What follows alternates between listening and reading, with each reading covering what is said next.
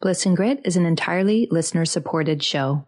Supporting us is also designed to support you through keeping the episodes rolling, but also through rewards for your donation, like a getting started guide, a private forum, and downloadable meditations. To become a supporting member, you can visit patreon.com/bliss and grit.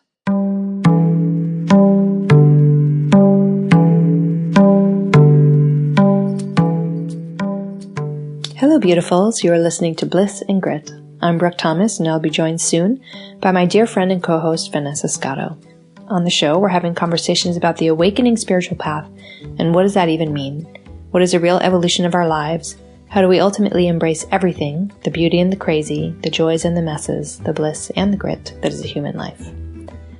And today we're having a conversation with Lynn Marie Lumiere, a psychotherapist and the author of the book Awakened Relating, A Guide to Embodying Undivided Love in Intimate Relationships. And I'm reading from the description here. Our natural state is to love and be loved. From deep within, we're compelled to seek connection. Yet relationships remain a struggle, even for the most spiritually enlightened among us. Traumatic experiences, insecure attachment, and especially the false but commonly held belief that we are separate, both from each other and from the love that we seek, can cause endless problems in relationships. As long as our connections are built on this untruth, lasting love and harmony in relationship will elude us.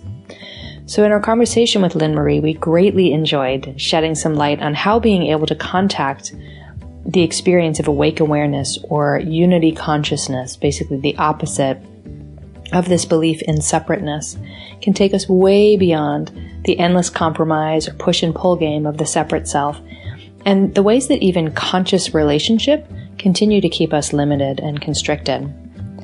If you're enjoying the show, there are a few ways you can support us. You could leave a review on iTunes.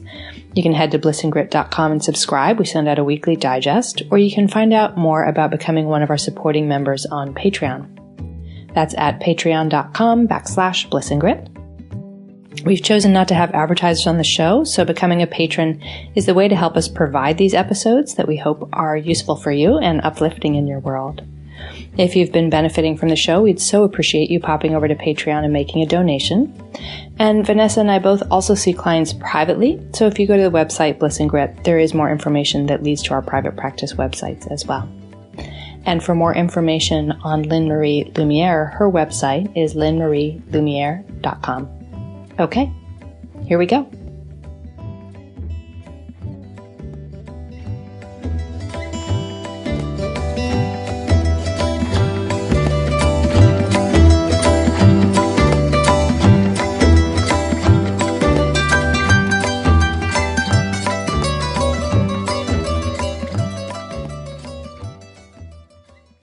So thank you so much, Lynn Marie, for joining us today. We're so pleased to talk with you. Yeah, thank you for having me. So we just finished reading your lovely book, Awakened Relating. And, you know, for the sake of what we talk about here on the podcast and in the context of your book, it's probably worth getting to that word awakened, because so many people use it in so many different ways. And when we've spoken with different teachers, we find that people are using it quite differently. So in your book, when you are pointing to awakened, relating, or awakening, how are you using that term? I'm using it in a really kind of basic sense. You know, I was talking about awakening our consciousness to the wholeness of ourself, which includes what is beyond the ego-mind structure. You know, everybody knows that they have, you know, what they could call an ego. They have a thinking mind. They have a personality that has a particular flavor. We all know we have a body. And all of that is different from the next person.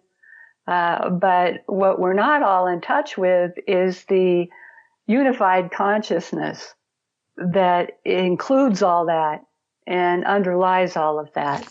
And if we're not consciously including that, awakened to that, then we're only operating out of parts of ourselves, you know, half of ourselves, the individual expression of that one unified consciousness. So I'm talking about awakening to that, awakening to our most essential fundamental nature. And I like to break it down into like basic awakening 101, which is just recognizing the aware presence, we'll call it, or space that's here looking out of our eyes at all times. And that really is accessible. It's so easy for people to think of awakening as something way out there in the heavens, far away from where we are, and maybe someday it might happen by some grace. But there is something that is as actually accessible, that's here all the time, that we miss because it is so ever present. And we're so focused on what we're aware of that we miss the awareness itself. And it can wake up to itself. We can recognize this background of silent, present awareness that's present in all experience. No matter what we're experiencing, that is the only constant, right? That's the only thing that's not coming and going. So that's the beginning of awakening. Then there is, for most people, what appears to be a process of that becoming more stable, that becoming a realization that it's actually what we are. There isn't a someone aware of awareness. There is only that. And ultimately a understanding or a realization that it is actually everything. And that's usually an unfoldment for people. Even though in truth, there's, we say, well, there's a process, and yet we already are that. So this is the paradox of the whole thing. Yes, we already are that. But for most people, there seems to be a unfoldment over what appears to be time of realizing this. So I start with just the recognition. Can we recognize what's here at all times? Even a glimpse, a little glimpse, just asking people, are you aware? Are you aware? And I don't think I've had anybody say no. I haven't had anybody say no. Right. Usually people will say yes. And so then I point out in that moment that you said, yes, you were aware of something. Oftentimes it also helps to ask people, once they get a little sense of that, can you stop being aware right now? Just stop. Stop being aware for 10 seconds.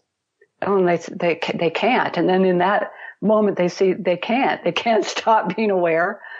That's not possible. They can stop thoughts for a second, most people, or they can block emotions. We can move the mind around, but this awareness, we can't stop it. And in that seeing, they see, oh, there's something here that's can't be moved. There's unmovable, and ever present. And, another doorway is to just ask people to stop thinking for a second or two. And in that pause, see what's here.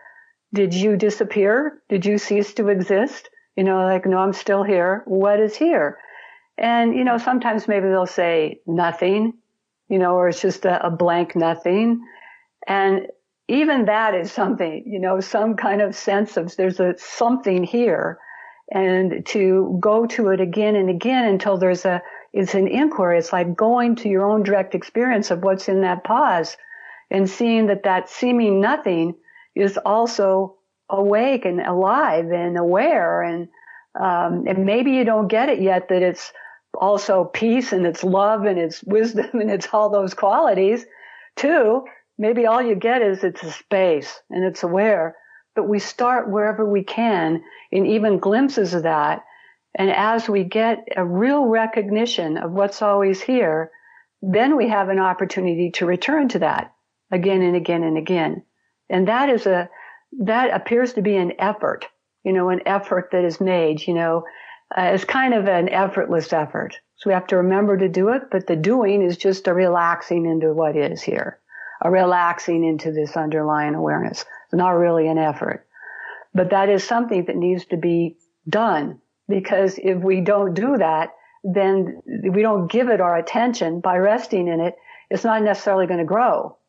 And this is one of the, I've been involved in the non-dual teachings for over 25 years. So, and in my experience, I think there's been too much of an emphasis on the absolute truth that there's nothing to do and no one to do it. And, it's already here and there's nowhere to go. And all of that is true in an absolute sense. But there's been too much, in my opinion, emphasis on that, which has then caused people to go 10, 20 years sitting in satsangs, not doing any resting or inquiring or meditating of any kind, like this is something that's just going to happen, out of some grace. And it really does take a full-on commitment and focus of our attention. And I'd like to elaborate on that more as how that applies to relationship. But we start with that initial recognition. We want to get into awakened relating. It's different from conscious relationship. Conscious relationship is being aware, people being aware of their patterns and where they came from in their childhood and, recognizing where their triggers are. They've done their work in that way. In the 50s with my parents, they didn't do any of that. Nobody had any awareness of anything that was going on with their patterns or their conditioning. But then there was a conscious relationship movement. I guess it's at least 20 years ago that started. And now I'm trying to take it to the next step, which includes, because conscious relationship doesn't necessarily include awakened awareness. You can have a conscious relationship without awakened awareness. But if we bring that awakened awareness into the relationship, then that brings in a power, a force, a wholeness of ourself that really can transform. Oh, that's really interesting. I'm so excited to have you on because when I work with clients, relationship is one of the primary things people talk about. So I have, so many questions on behalf of myself and on behalf of them. But it's probably best we continue right here where you left off, because conscious relationship, it's funny, it's been around 20 years, but how many of us have been practicing conscious relationship first? But this piece of bringing in a greater sense of wholeness, of your wholeness and the wholeness of the other into relationship, how does that make it different? What shifts when we can actually make contact with our fundamental nature in relationship? Well, one thing is that you can become conscious of, let's say you're conscious of your reactions in relationship and you see that those reactions came from when your mother used to do this to you repeatedly and that developed a pattern, of in relationship of certain reactivity. And the mind can become aware of all of that.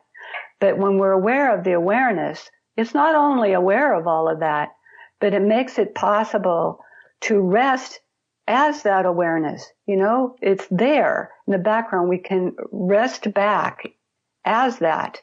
Can say in that, but it's really more true to say as that, even if we haven't fully recognized that yet. And then allow these patterns to occur and see them from a whole different vantage point. See them from the place where we're not identified with those things, where we have actual clarity to see through them, where we have space between that reaction and what we are to allow it. Because the teachings, the non-dual teachings I've been involved with all these years, primarily Adyashanti, can be summarized by saying his teachings in particular, rest as awareness and allow everything to be as it is. Well, when we can do that, then that allows those patterns that we're aware of in a conscious relationship to actually resolve or dissolve or transform or be seen in a whole different way or have space around them so we can respond instead of react. We don't have all of that with just conscious relationship without awakened awareness.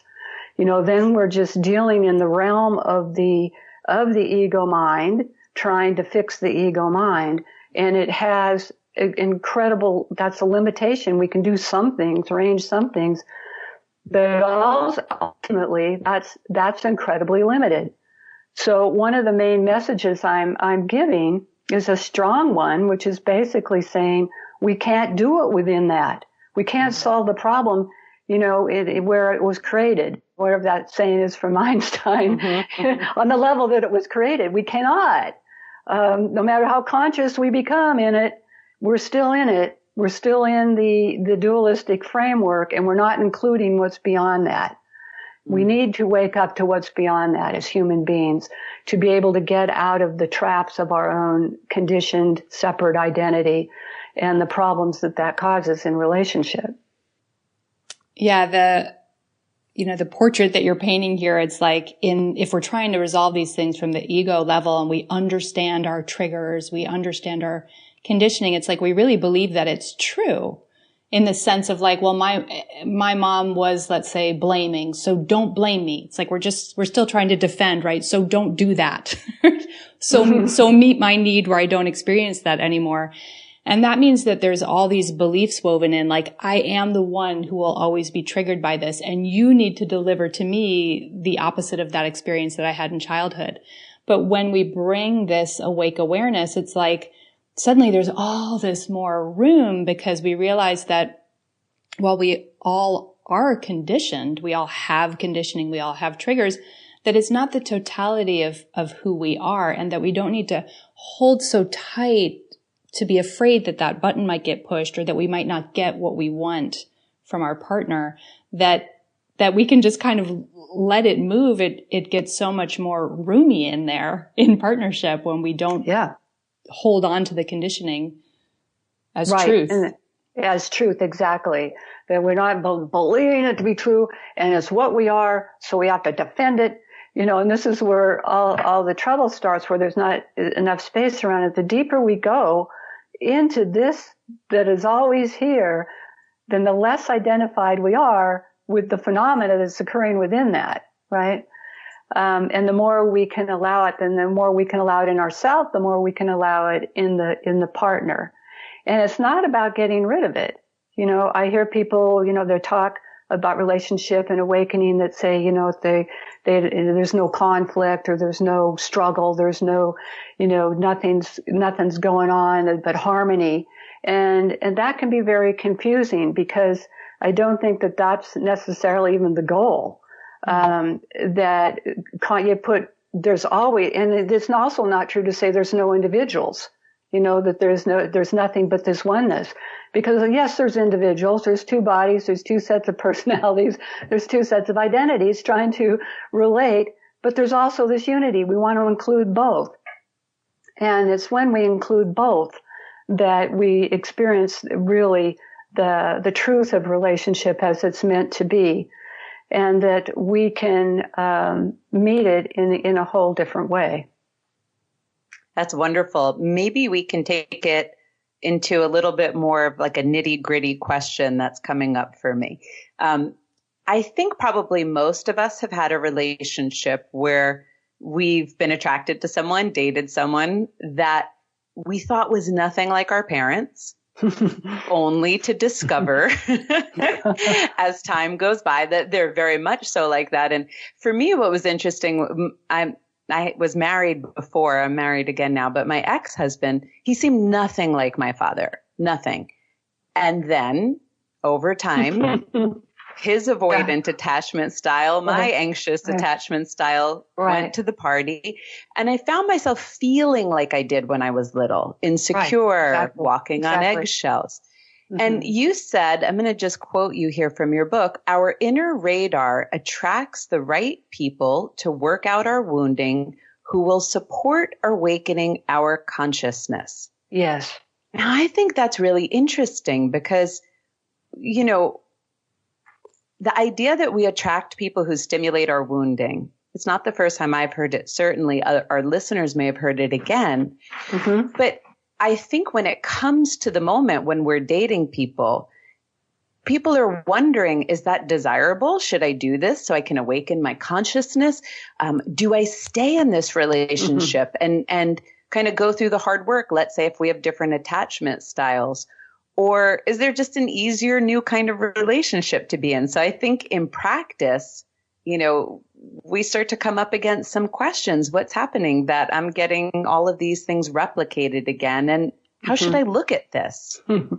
Well, yeah, that's a good point. And that also is a elaboration on what I was saying earlier about it's not about getting to where there's no conflict and it's easy all the time.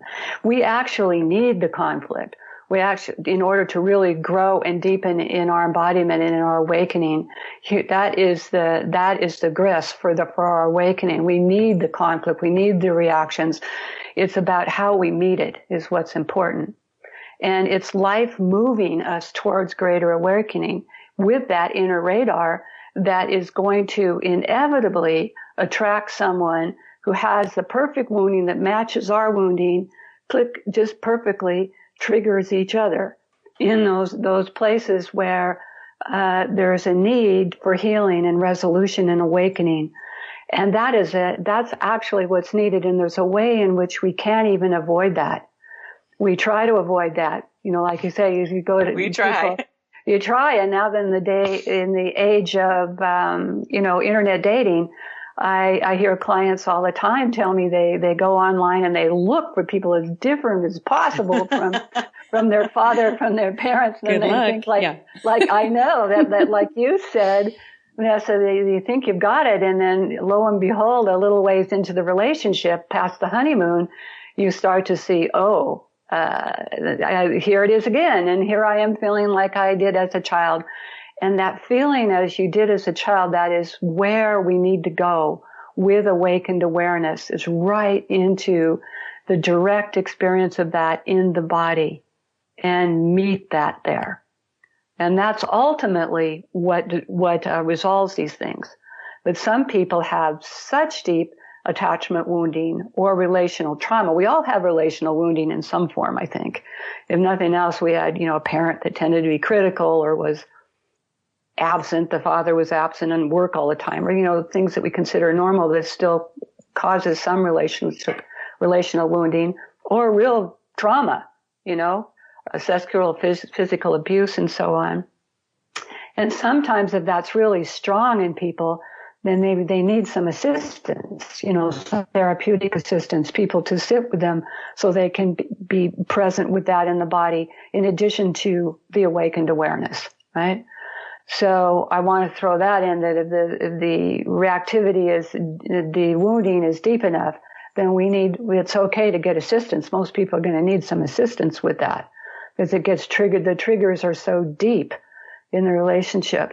And that's why one of the reasons I wrote about this, and also in the Sacred Mirror in 2003, I talked about trauma and how so many teachers tell people with very deep trauma reactions to just be present with it. And that really isn't possible for many people. Yeah. They need some assistance. But the consciousness that we are is attracting the perfect situations for us all the time to wake us up. And they're not always what our mind would want. And they're not always fun or good. They can be very painful, fierce grace. But that is actually what we need. So when you say, well, I'm attracting repeatedly this kind of a person over and over again, well, then that's the time to look at, that pattern that's being repeated over and over again, and life will keep giving you until you go directly into that and rest in that, inquire into that, and be with that. That's life telling you to do that. And every time we say, well, it's happened again, so I'm going to get rid of them and I'm going to go find somebody else that's not going to trigger that. There is no escape. Unfortunately, there's no escape. And I just want to bring in, because I know we have some listeners, and I myself have spoken on the show before about having been in an abusive relationship, that in no ways is this advocating stay in an abusive situation. That we're always being called to heal with whoever we've attracted, and we always get to do the work that lands in our lap, but it doesn't mean we are exposing ourselves to thank you, Brooke. That's a very important point that I didn't add, is that yes, we attract what we need, but if it's abusive in any way, no, we don't stay with that.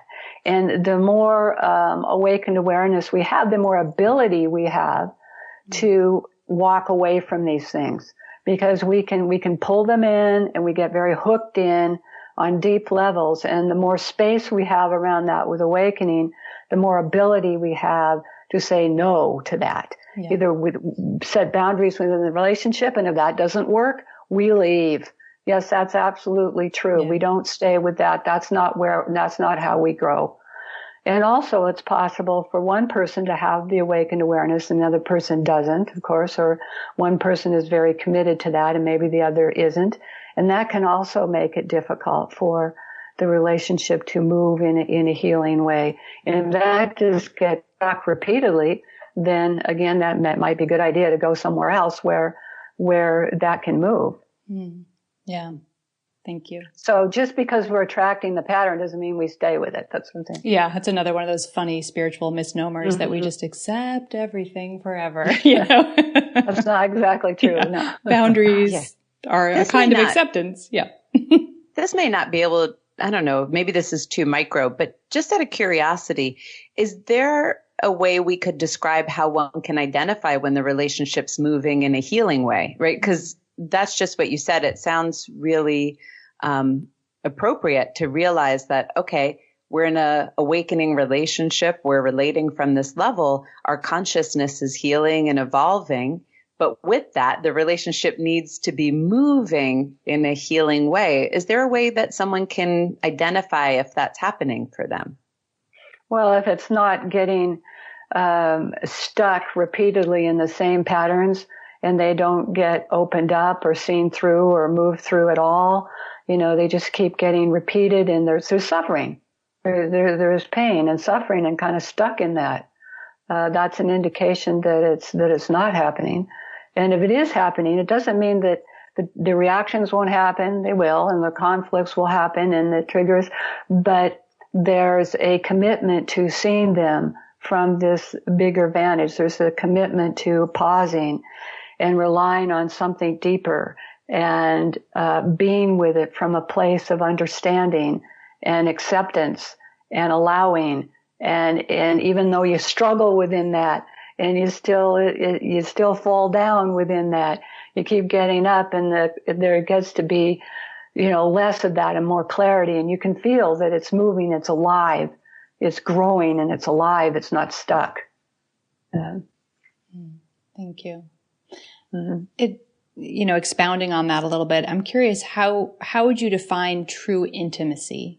What are some ways that we can visualize what that looks and feels like, what true intimacy with a partner is like? Well, what I call true intimacy in the book is an intimacy that includes the wholeness and includes some recognition, even if it's a glimpse, that we really are the same thing. Even if it's just noticing that the awareness looking out of your eyes is the same looking out of mine, that we have the same one consciousness. And so it's a being, relating as one being, that is expressing itself in two very different ways. It's a paradox, true intimacy. Because the one being is expressing itself in two very different ways.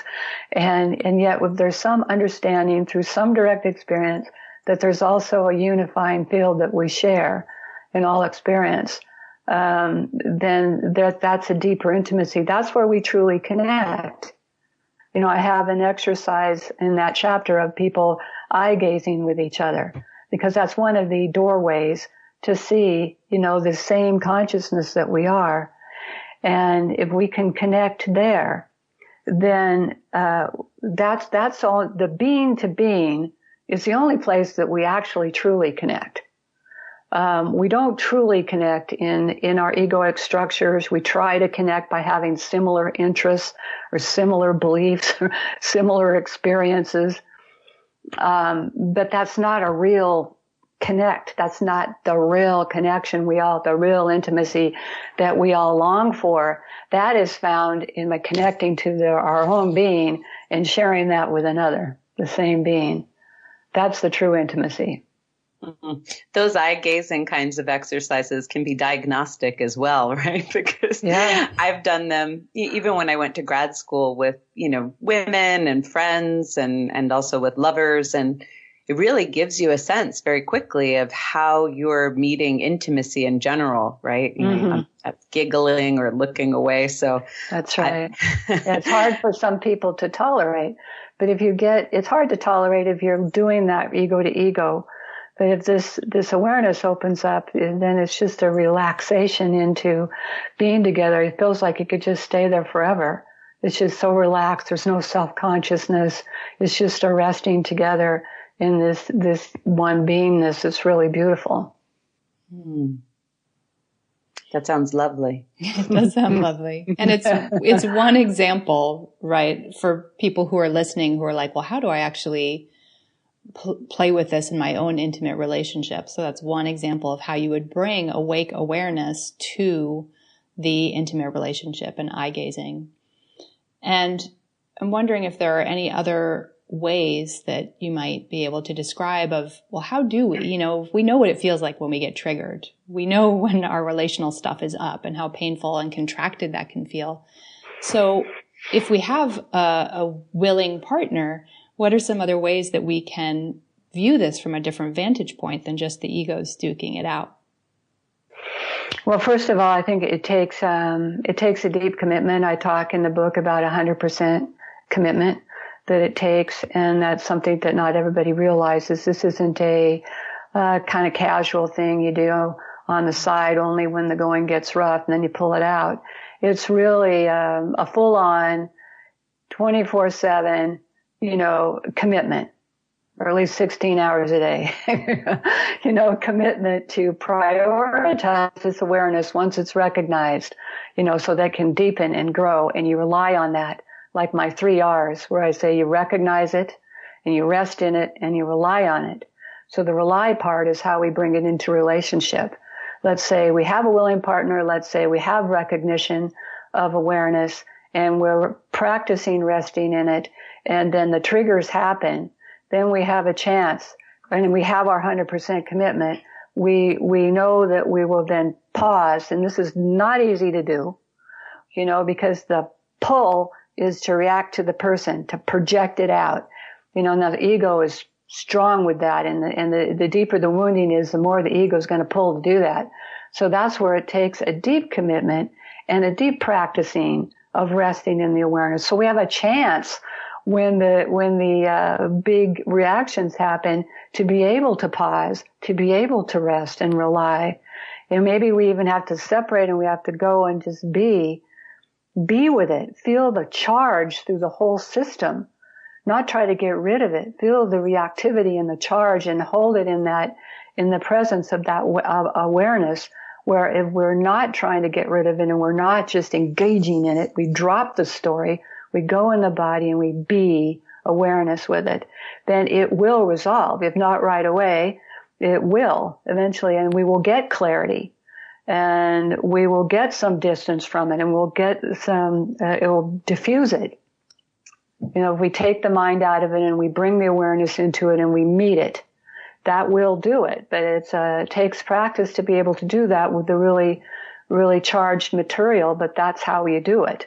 Mm-hmm.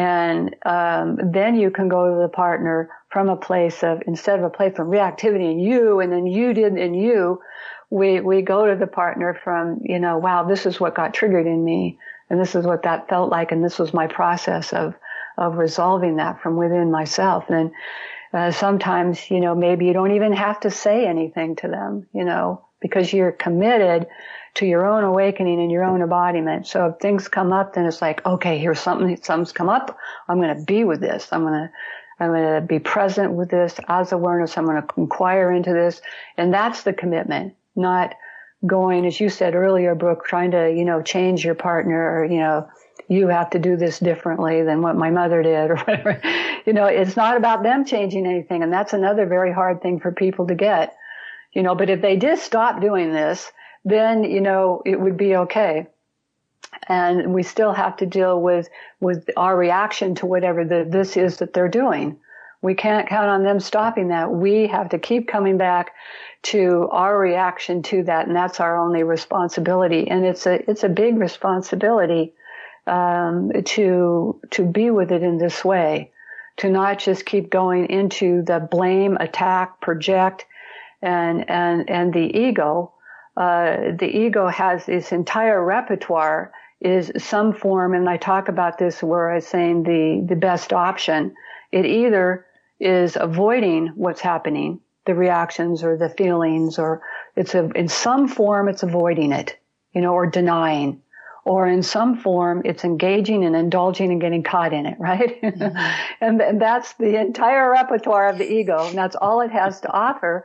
And like I say, if you want to really be honest with yourself, and that's another part of bringing this to relationship is radical honesty with ourselves, what's really going on with us, not them.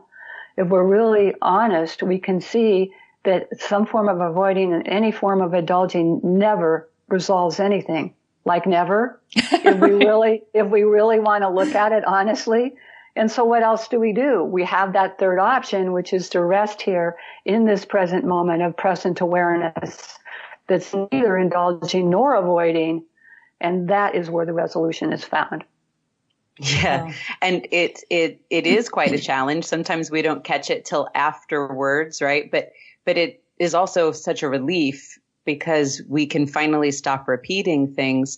And, I think it is hard work, as you said. I had a situation this week. It was an interpersonal conflict. It wasn't with my husband. It was with friends.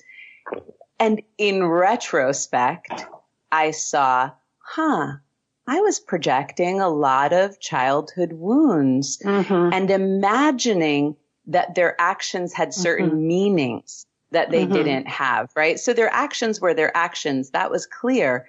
But the way I interpreted it was coming out of my own childhood wounding. Yes. And then what's interesting is you have this, humbling sensation because the ego's like, the gig is up. Yeah. Yeah. And one of the things I appreciated about your book, because I'm at the point where I appreciate that when I see that, I think, oh, great, juicy, here's something to be with. But you advocated and exercised around just play with taking 100% responsibility. That if you're in any moment of interpersonal conflict, play an experiment, do a thought experiment. How am I responsible here? How have I contributed to this? And I think that's a great one to add because so much freedom is found in that. And when we're operating from our ego, it's almost like the last thing we want to do. That's right. And that's why it's so important that, again, the difference between some form of conscious relationship that's still within the ego realm and including the awakened awareness, because the more awakened awareness we have, then the less identified we are with the ego, the more we are able to just take a look at what's going on. The ego doesn't like that. So we need to have some space around that, some lessening of the identity around that. So we can just look what the ego's doing now. And we can talk about it without all this defendedness, that the ego has, because it doesn't want to be seen in any kind of bad light, or doesn't want to be vulnerable and doesn't want to be wrong and all of this stuff. We can just see, this is what's going on. And we can actually look at it and we can talk about it because we know it's not all of what we are. And we know that it's most essentially not at all what we are. So it makes it okay, to look at it and admit it and be honest about it. Yeah. I'm glad Vanessa brought in the 100% responsibility part. When I was reading that in your book, it's fascinating, because we can play with these things in a safe way in the rear view mirror, right? If we're not currently triggered with our partner, we can look back and it's like, if I play with that thought experiment in the past with, a handful of different partners or the same one, you really can't, if you're really willing to see it from awake awareness, there's just no example. And, even the really hideous ones, let's say where someone was genuinely harming you, where I couldn't take 100% responsibility in the thought experiment. Right. And that when it was seen, it didn't feel like, I'm the worst or that kind of stuff that the ego would do with it. It actually feels incredibly liberating because it's just the truth. It's like, it's empowering. Yeah, it's so empowering. I'm playing this role, but not because it's the truth of who I am. I was conditioned to believe that the victim role would get my needs met, for example. That's right. But when I really see it, I realize, it actually just feels crappy and it's not getting my needs met. I can choose that I don't have to keep playing that out. That's right. That's right. And we can't see that unless we can view it from a larger perspective, and we're just caught in it, right? Yeah. So taking 100% responsibility is a really big challenge. And I see that in people I work with, in couples. It's, very, very hard. They come in with the fingers pointed at each other. And then I try to like point the fingers at themselves. And there's a lot of resistance to that because it's them, and they're causing this. And if they would stop doing this, then we would be okay. And it's very hard for the ego. That's why the ego itself isn't going to do that ultimately. We need to get beyond it in order for that to even happen and see whatever reaction's happening in us belongs to us. No matter what they're doing, and no matter what they're doing, there's something in us that's being revealed here, and that's our only responsibility.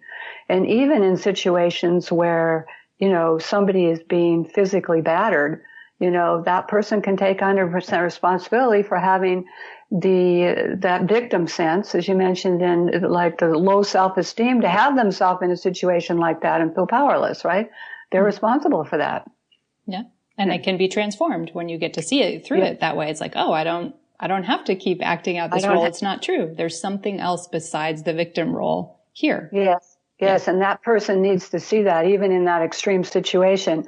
It's not about the abuser stopping. It's about the victim getting out of that victim stance that they're conditioned into, so then that they will leave, basically. Mm-hmm. Yeah. Because that's where they're hooked in. Yeah. I think one thing that is so helpful to talk about because it's so common is the idea that you'll get your unmet childhood needs from your significant other. And it's so innocent. It's like the dream of the child. If I was never seen, the child thinks when I'm finally seen, then I will be happy. And it imagines that the other person will give it to us. And of course, it doesn't really work that way. We've seen it doesn't really work that way. And what I've noticed is when you bring to the foreground to someone, well, actually, you have to first start meeting that within yourself, turning towards yourself with this love and this spaciousness. It can evoke feelings of, oh, I have to do another thing alone, or, heartbreak or sadness. We've actually seen it on social media. People will comment, oh, no, but I really want it somewhere else. I want to find that in a partner. And I just wonder if we could talk about that. If our unmet childhood needs aren't found in the other, do they ever get met? And if so, how do they get met? Now, that's a really good question. And, like I say, in my book, I think I said something like believing that the partner was going to finally meet all those unmet childhood needs is the cruelest illusion. Yeah, disappointing illusion. of relationship. It's really heartbreaking illusion. And the truth is they often seem in the beginning to do that. And that's also another part that's so painful. Because in the very beginning, it's like, oh, I'm finally seen and I'm met and I'm safe and all these good things. And then all of the wounding that you've attracted with that other person starts to come up, and that's there too, So it's another one of those paradoxes. Some partners can meet some needs that didn't happen in the childhood. I know that my husband has done that a great deal for me. He has been, nurturing and safe and kind in ways that I didn't get in my childhood. And that's been very healing for me, to have that in my human, relational experience. But ultimately, the deepest longing is really to connect with our own source. Even if we can get some of those needs, like with my husband, a lot of those, needs have been met repeatedly over a very long period of time. That didn't resolve my deepest need to connect with my source, with my own being. The relationship is not going to do that. It's not going to do that. And because it's not going to do that, it's not going to completely fulfill our needs and our longings, that we have in relationship. It's going to maybe do that in a limited way, but ultimately there's something inside of us that won't stop till it gets to that true meeting with our own being, where then that sense of longing is truly met. Mm. Yeah. And also I noticed, for example, as someone who was grappling with low self-esteem issues and trouble around what we could call self-love, no matter how much I was getting love from another partner, it felt great. It felt nice. My husband does actually meet a lot of those needs I didn't get, but it didn't resolve that. That was, for me. It didn't resolve what? It didn't resolve my self-love issues, right? I didn't all of a sudden think I was amazing and wonderful. And I still grappled with the conditioning around, being unworthy or being bad or unlovable, no matter how much love was outside. That's true. And that's why I put right up in front of the book a chapter on self-love, even though it's about relationship, because it's so key, to being able to open to awakening, be in a relationship to ourselves, let alone to anybody else, and we get stuck there. Because even if you had somebody that was adoring you and like pouring, all this human loving experience on you, you're not going to take that in if you don't believe you're unlovable. If at the core you don't believe you're worthy.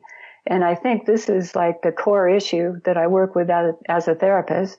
I think the common issue is relationship, but the issue with relationship, whether it's with yourself or somebody else, comes down to that, this prevailing belief that people have that I'm not good enough, I'm not worthy, I'm not lovable. That's come out of our conditioning because we were raised by parents in separation and they couldn't provide us with adequate, support for being who we fully are and all our perfection and wonderfulness. So it's a real issue. So as I put in there, it's about, again, you can't just keep trying to improve yourself till the ego gets to a point where it's like, I'm okay now. It will just go on forever. The ego will go on forever because it's inherently dissatisfying to be in that. It's fundamentally dissatisfying no matter what you have or where you're at. We need to plug into, consciously connect with our own being. And when we do that, then we know that we are an infinite source, that we aren't this not good enough one. Then there's space around that. Then we can see that that's just a belief based on conditioning, that at our core we are, and we can experience this pure magnificence. There's no words for it, but that's what we actually are. And that's what unraveled that in me. I mean, when I was younger, I couldn't, I just didn't see any way out of feeling like I wasn't good enough until I started to have some direct experience with what I actually am and started to dislodge the identification with that and gradually more identification as that and not as this belief of the one that's not good enough. And that's been a very long process for me. And it can go more rapid maybe for other people, but at least it's happening. But it took quite a while. Yeah. And another way that I think this longing comes about is something that I was grateful to see you pointed to in the book, which is, objectification. And Vanessa and I love to talk on the show about all of us being born into object-based dualistic culture. So I'm quoting you here. Most of the wounding people have is about our parents having the habit of a dualistic focus and seeing us as objects. And you go on to say that, when we have that experience in early life, that it shows up as a yearning that gets entangled with the idea of being loved. So I was just wondering if you could say a little bit more about this emergence out of, if we're born into object-based or dualistic culture, of course there's this yearning, like this person out here will complete me and make me feel like I exist, like I have a right to exist, like I'm worthy of existing. What are some of the ways that we really can get some distance from object-based culture in the way that you're talking about it, so it doesn't get tangled up in the idea of romantic love? Well, yeah, certainly it is tangled up in romantic love, and it's one of the reasons I chose that topic. The book is really about awakening. It's really about non-dual truth and awakening. And like one friend of mine said, I used relationship as the Trojan mare that I brought in, to talk about awakening, but in the guise of relationship, because that's where most people are stuck. And people, there's this inherent, this dissatisfaction, and they go out to try to fulfill it, right? And, they can go to money and material things and so on and success. And maybe that's traditionally more typical with men, but or they can go to relationship, which traditionally could be said it's more common with women. But I think we all go to relationship to some extent. That's where we go. That's what's going to fulfill this. I have this longing inside, and so I'm going to go find this person that then is going to fulfill this longing and take that pain away. And it's not possible for that to happen. And it's like, what was the main point you made? I got off the track of the main point. Oh, no, that's okay. Just about objectification. If we can see that that's our culture.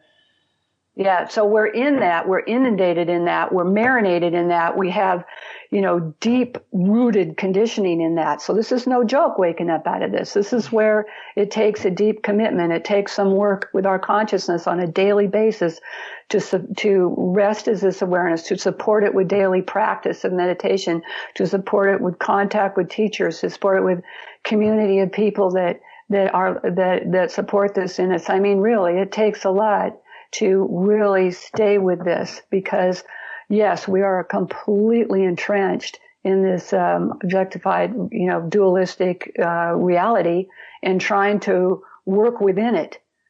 And up until now, we've had all these different ways. There's a zillion different methods and theories and techniques and all this stuff to work within it and do better within it. And basically what I'm saying is we have to include what's not within it, what's beyond it, what's always been free in it. And that once we include that more and more, then we become less entrenched. You say, how do we get out of this subjective?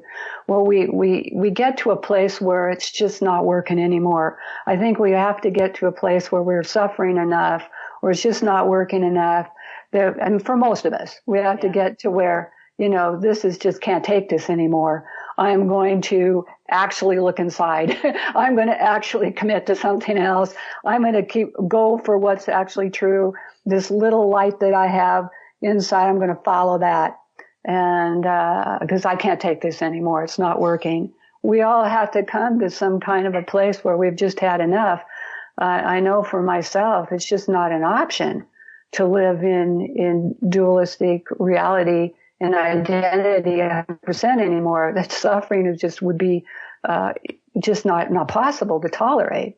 Yeah. So I guess we have to get to that place, and then we start turning in. We start doing what we need to do to wake up and get out of that. It's so true. I sometimes refer to my divorce as my first disillusionment, because, I was really coming from that object consciousness. And if I could be good enough and a wonderful enough wife, everything will be, hunky dory. I wanted conflict free. I mean, it wasn't, but I was dreaming of it and all those things. And then, it occurred to me like, nothing I did worked, like this was not within my locus of control. And that was a wonderful, alchemical agent to start to turn the wheels to say enough of this, and of course turn inside. Right. And you said another good word that we haven't talked about is control. And, this whole process of awakening and embodiment is a letting go of control. Really, that's essentially what it's about. And the ego doesn't like that. So we need to know what we're letting go into by turning to that and resting in that and being with it, repeatedly, as much as we can every single day, because then we know what we're letting go into. We don't know what it is, but we know it's good. We know it feels good. We know it's safe, and we're going to let go into that. And then the ego pulls us back out, and then we come back and we rest in it again. Then the ego pulls us back out, and we have the experience of the pain of being in the ego and the rest and the peace, even if it's moments at a time, of being with our own being. And so we just start to slowly, or whatever our own perfect pace is, turn to that and rely on that more and more and more and more. And then it becomes, less frightening to let go of control. It's like, because it kind of becomes more too painful to try to control everything. Yourself, your partner, your whole life is just like, it's exhausting. exhausting. You can't do it anymore. So you just let go. You start letting go. I give up. Yeah. And there has to be a real, I give up ultimately for awakening to happen. We have to exhaust all this somehow. Yeah. Eventually we say uncle. Yeah. I know for me, just, and I'm not alone here, right? Like we all, if we're ego identified, how do we let go if the ego really thinks it's it? It really thinks it's in control and it can get it right and get what it wants. And so there is this frustration, right? Of let go into what? And it feels agitating. It feels terrifying. If, all of those different things. So you said this a little bit, but I just want to land on it a little bit more for people that, what you're talking about here, what you're pointing to, these glimpse practices, sit in this open space, sit in this awareness, all those lovely inquiries that you pointed to at the beginning of our conversation, that these aren't just like fun homework for the ego. Like they actually are giving you the experience that there is something else here. There is something to let go into, and that can make the uncle hopefully a little less painful. Or if not, there is at least eventually some other thing to rest into. Yeah, that's the only thing that's going to make it even possible. And this isn't awakened relating is not a method. It's not a method it's not giving, this was a challenge for this book. It's a very direct, non-dual book. I didn't give the separate self anything to work with. I mean, there was the exercises, the pointing was all beyond that. There wasn't much of anything that the ego could, I'm going to do that, because there's so many things that then give the separate self something to do. And then it's going to do it. And it's going to keep doing it because then it's going to get somewhere. But it really disarms it to have teachings that will not give it anything to do. And that leads to the uncle faster. That leads to the, I can't do this. That's one of the most important things for us to see is that I can't do this. And I know my publisher wanted me to make Awaken Relating into a method and have what they called a cheat sheet to put in the back of the book. There was step 1, step 2, step 3, like guideline of what Awaken Relating is. And I said, I can't do that. It's not a method. It's not a theory. If I make it into that and try to concretize it into that, I will lose it. It's something that's alive in the moment, that evolves in every moment that we're resting in our being, and that it's spontaneously emerging as life in that moment. It can't be made into a method or a technique, and everything else pretty much has been, made, so to do that is like, the ego can read that book and either, like, I don't like this, I don't want this, or there's enough openness to see beyond it. I wonder if we could just talk about support a little bit. So, when we have contact with our essential nature, of course, there's support there for us, but even support, with people. And I want to talk about the nervous system, because you actually talk about the nervous system, quite a few times in your book. And it's something Brooke and I love talking about, and our listeners love talking about. We're all a bunch of body geeks. But, you write about how the nervous system can hold patterns of the past. And you say, when we become adults and want to engage in the open-hearted relating that we all long for, our conditioning arises and sets off a danger signal in the nervous system that it's not safe for us to remain open. And you made reference earlier that sometimes, you need to be sitting with somebody. Someone needs to seek out counsel, like someone like yourself. And I think sometimes people wonder as well, like, is this support I can receive from my partner?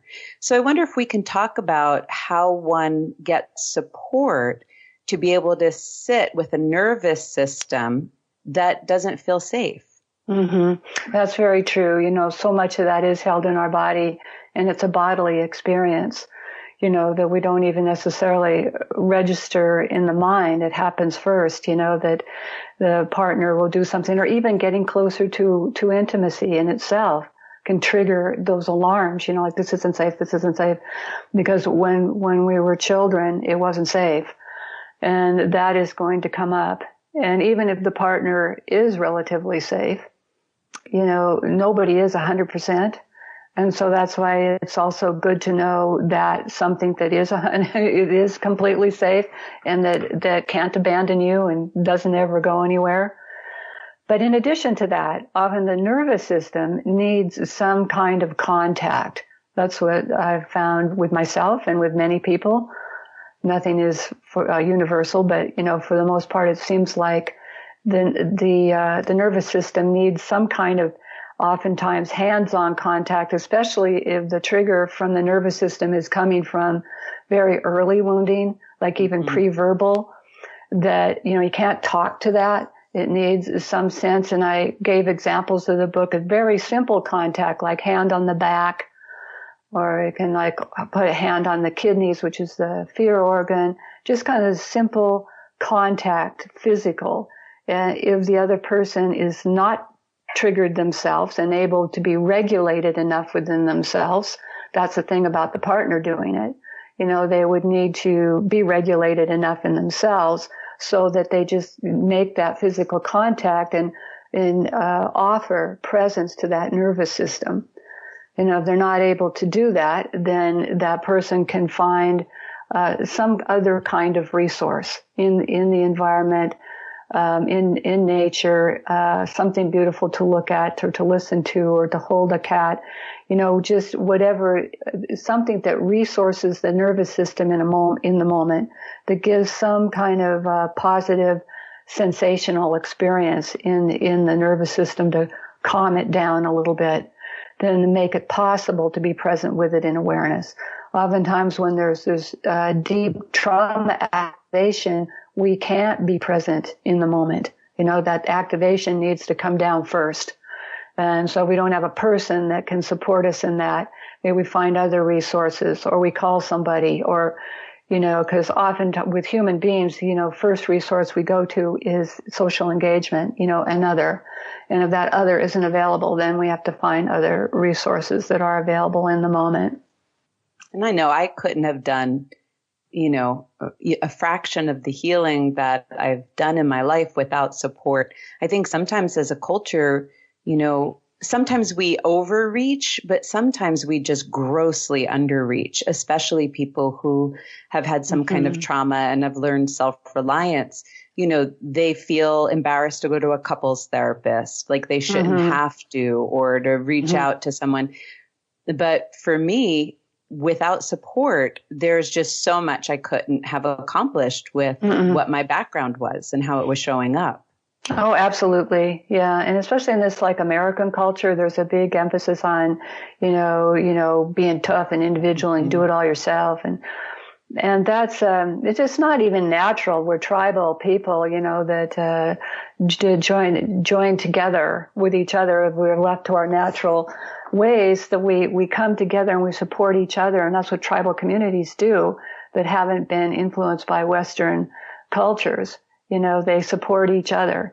And we absolutely need that. And we need that for our awakening. We need that for our healing. We wake up together. We heal together. We don't do it all on ourselves. And yet it's all happening within ourselves. Another paradox, right? Because we've been talking about 100% responsibility and we got to come up. That's true too.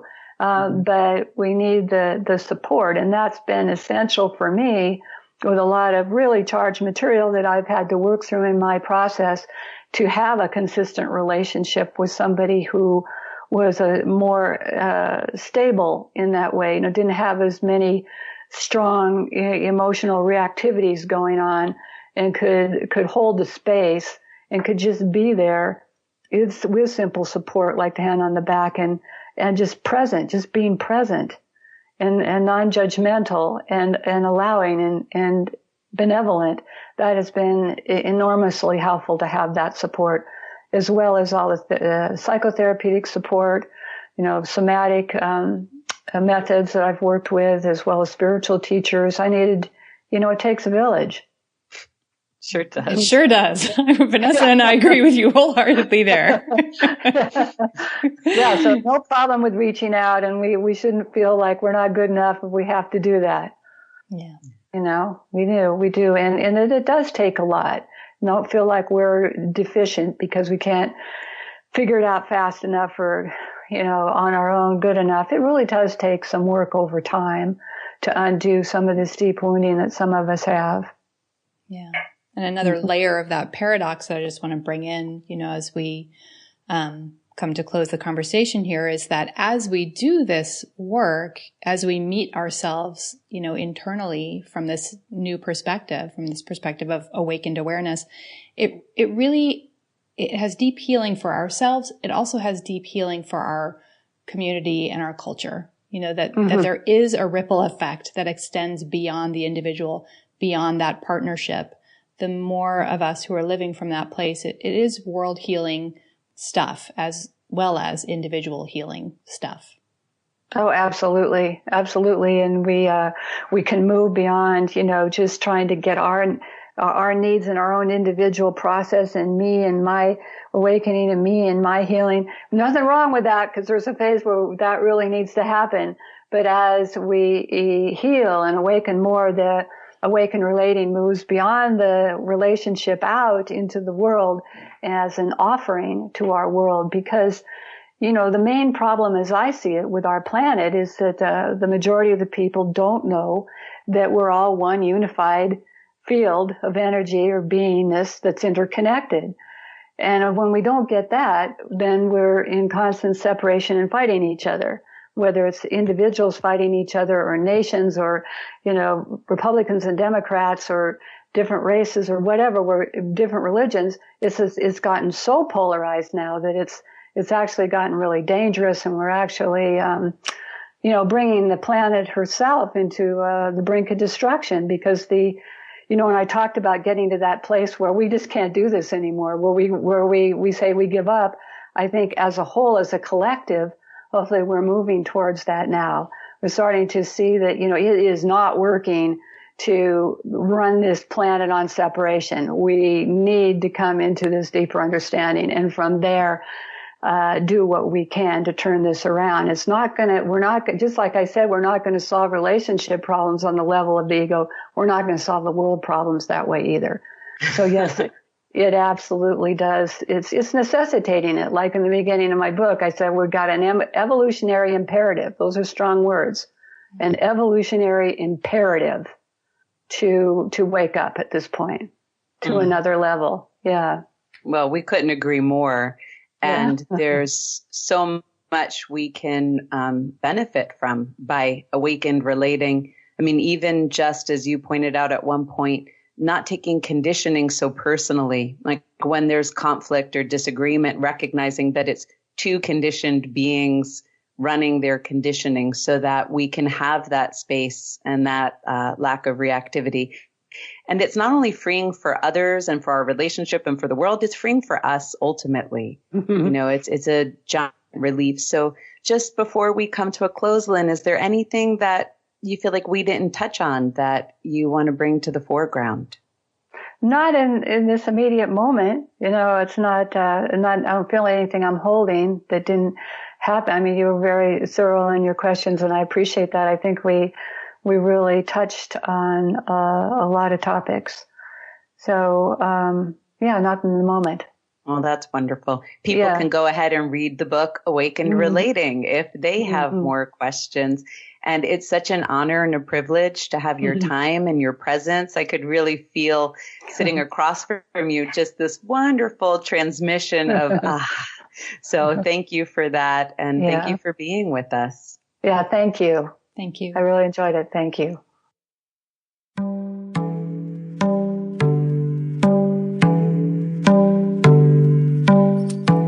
Thank you so much for being a part of our community and for listening to today's show.